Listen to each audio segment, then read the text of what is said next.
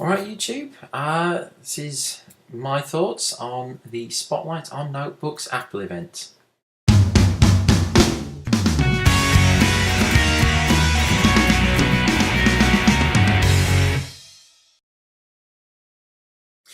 Okay, so let's just get through the perhaps smaller announcements first. The updates to the MacBook Air, it's very good to see it getting updated. I don't believe the processor clock speeds have gone up. However, I do believe they've made a few revisions to it. More hard drive space. It's now 120 gigabyte standard hard drive, 128 gigabyte solid state. It's now got the NVIDIA GeForce 9400M processor for graphics in it, integrated, but a massive improvement on the X3100. And that's pretty much it really. Just really a few tweaks and updates. Nice job Apple. It certainly makes it a more appealing laptop with the extra graphical grunt. Now on to the bigger things. The 24-inch LED cinema display. Well, wow is all I can say. The thing looks awesome. It really does look good. I'm not convinced by one of their decisions. Right, first of all, the glossy issue. Let's talk about this. There's a lot of people say, why glossy, why Apple? I personally never liked glossy before I got my iMac. In fact, it caused me a lot of debate before I got the thing. You know, oh, glossy, do I want it? I have to say, I probably wouldn't go back to a matte screen now. I just love this thing. It looks awesome. So the glossy issue is not an issue for me. I think it just looked fantastic, and I can't wait to actually see one of these new monitors in person.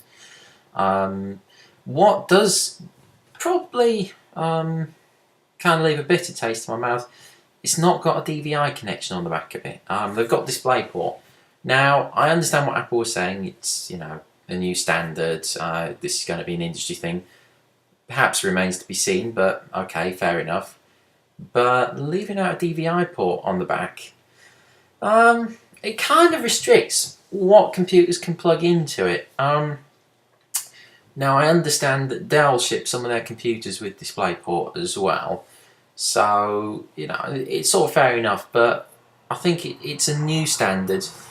Whether it takes off, I don't know. But, you know, it just feels like they've maybe slightly restricted the market for it. You'd have to get an adapter for the monitor, which, you know, when you spend £400 or £500 or whatever it is on a monitor's, I don't know, it just doesn't necessarily feel right. Love the fact that they've got an iSight camera in it. Love the fact there's speakers in it. They've made it a really good quality monitor. So other than the lack of connectivity for DVI, yeah, very impressed overall. Now, on to the key issues. The MacBooks and the MacBook Pros. Oh boy, they have done a really nice job on these.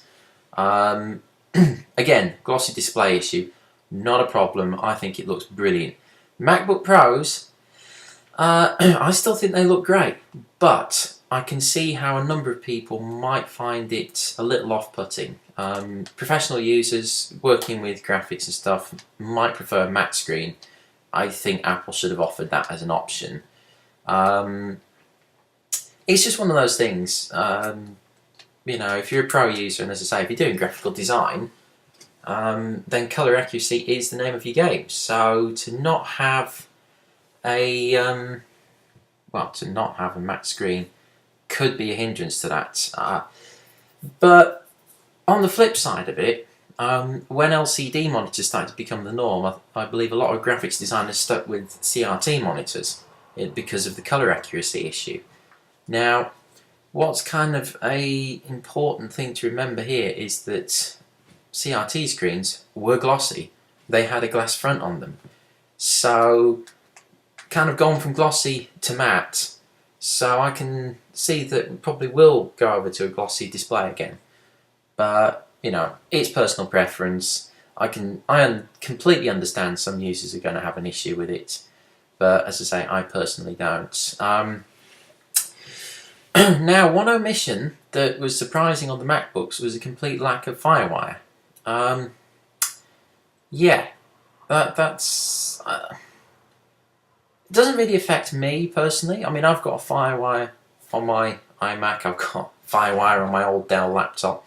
Never used them. Not once have I used the FireWire port. So for me, probably not a big issue. For somebody who wants to connect FireWire digital cameras, saying, "Oh, well, just go for a MacBook Pro," I don't think that's a fair point, really. I think it's a shame that it's been missed off. I understand it's a consumer product, but it's still a shame. But it's not a deal breaker. It certainly won't be for me. The booster graphics, the 9400M that appears in the MacBook, looks like it's going to be really good. In fact, what Apple have done with these new aluminium MacBooks is created the laptop that I wanted. I didn't really like the previous generation of MacBook, sorry. Really because the graphics for me, X3100, yeah, it's alright, but, you know, I kind of wanted something that I knew I could do video editing on the fly, sort of thing.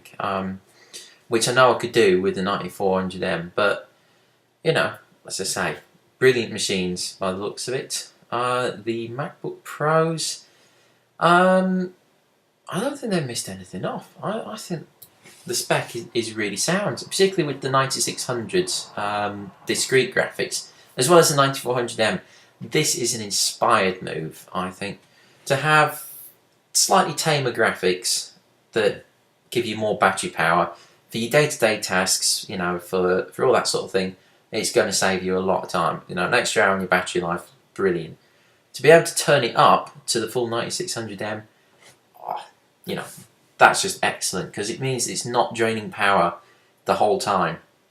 You know, if you want to sacrifice a bit of battery life for extra graphics, that's brilliant. If you want to save a bit of battery life, you know, switching to 9400M, great idea. I don't know how it's been implemented, but, you know, I can't wait to start playing around with it to find out. So, my initial thoughts, really good. I think they've done really nice, but the strange thing was, watching the keynote, it just seemed a little subdued compared to some Apple events. Possibly because all the rumours proved to be true. I mean, the rumours are getting so accurate these days that maybe just, you know, too many people know about what's happening in advance. Maybe it's because there was nothing that revolutionary. I love the new manufacturing technique they've come up with. I think it was really good to actually see them include how they do it in the keynotes. Certainly from my point of view, I love learning how they do stuff like that, so brilliant to see it done. And it's a great new technique. I don't think that can be argued with. But, yeah, I mean, you know, it was just a little more subdued. You know, hopefully Macworld in January is going to be, you know, the normal cheers and applause affair. So there we go. Updates to the MacBooks, the MacBook Pro, the MacBook Air, new 24-inch LED cinema display, and what next? Well, you know, something I don't think the iMac or the Mac Mini have had an update for a little while. Possibly, just possibly, we might see those get updated before Christmas. But anyway, those are my initial thoughts. I'm going to go down to the Apple Store in the next couple of days, get hands-on with all of the new equipment so I can actually talk about my experience of it and how I feel it works. Until then, see you all soon. Alright, thanks.